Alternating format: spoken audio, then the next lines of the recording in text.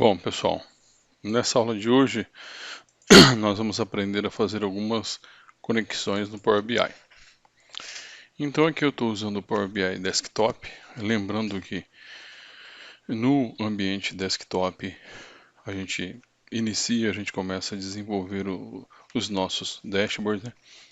E o que eu vejo de grande dificuldade quando eu analiso e vejo alguns treinamentos é que o foco acaba não sendo em bancos de dados, e sim, às vezes, em arquivos Excel ou CSV. Não que esteja errado, mas aqui vocês vão perceber como que é prático fazer uma conexão no banco de dados. Então aqui, eu estou na minha janela, eu tenho alguns dashboards aqui, mas aonde que eu vou? Eu vou clicar no botão Obter Dados. Clicando no botão Obter Dados, o que que vai ocorrer aqui para a gente? Ele vai abrir uma janela, né? Às vezes o Power BI ele demora um pouco para carregar, né? Ele tem bastante objetos. E aqui os objetos eles são classificados em banco de dados, vários tipos de banco de dados, como vocês podem ver aqui, né? Desde o SQL Server, Oracle, IBM, SAP HANA, Sybase, Cubus. Separa por segmentação, igual aqui Azure, né? Ou Azure, os bancos de dados.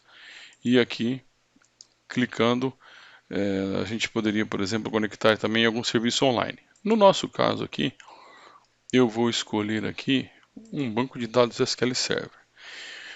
O que é importante vocês entenderem é que, dependendo do ambiente que nós estivéssemos, nós iríamos escolher um tipo de banco de dados. Então, por exemplo, aqui, eu vou escolher SQL Server, vou clicar em conectar. Esse meu banco de dados, ele está instalado localmente no meu computador. Está aqui. Esse é o meu banco de dados.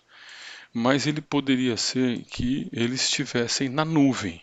Ou poderia ser que ele estivesse em um servidor. Então aqui eu precisaria colocar o quê? Eu precisaria colocar o IP, o caminho do meu servidor. Então esse é uma grande questão, uma grande limitação que eu noto quando alguns alunos entram em contato e questionam sobre essa situação. Então, o que que eu faço? Eu venho aqui no meu ambiente e pego o nome exato do meu servidor. Se fosse numa empresa, se fosse num ambiente corporativo, a gente precisaria ter o nome do servidor e eu coloco.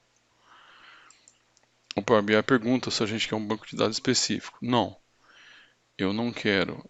Eu quero, digamos assim, não importa o banco de dados que esteja no meu servidor. Opções avançadas, normalmente a gente não coloca nada. Poderíamos colocar aqui uma instrução SQL, né, mas não vamos colocar. Clico em OK. Né? Ele deu uma mensagem aqui.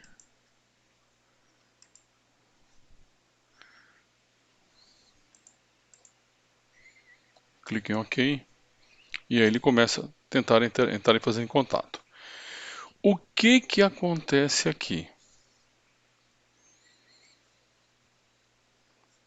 A pergunta que ele nos faz é se a gente quer usar uma credencial atual ou quer usar uma senha.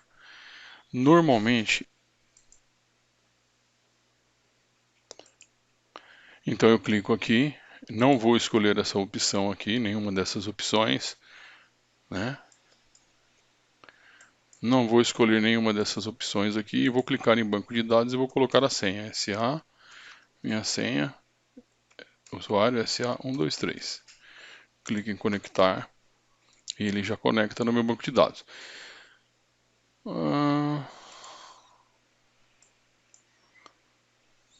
Está conectando.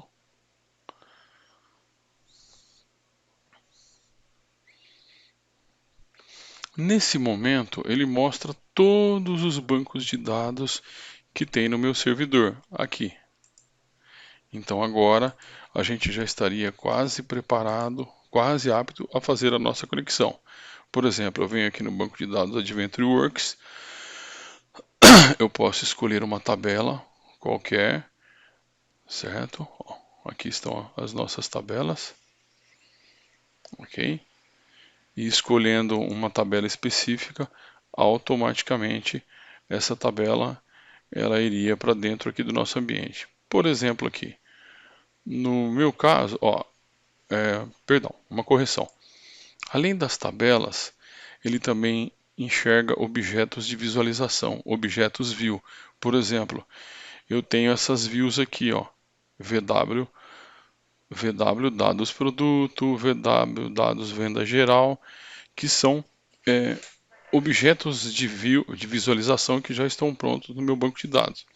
E não vou encontrar num contexto agora do que é uma view, mas uma view ela é um objeto que pertence ao banco.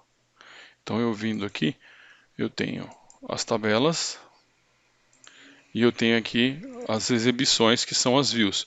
Então no caso, eu vou escolher aqui uma view que eu sei que está mais completa com informações, que é VW vendas geral. Ele processa aqui para a gente, para dar uma informação inicial, né, dos dados. Eu poderia escolher essa informação aqui. Posso clicar no botão carregar e a partir do momento que eu clico no botão carregar, as informações da minha primeira origem de dados, ela já vem para cá, ou seja, a partir daqui nós poderíamos fazer todas as manipulações e literalmente começar a desenvolver aqui um dashboard, ok?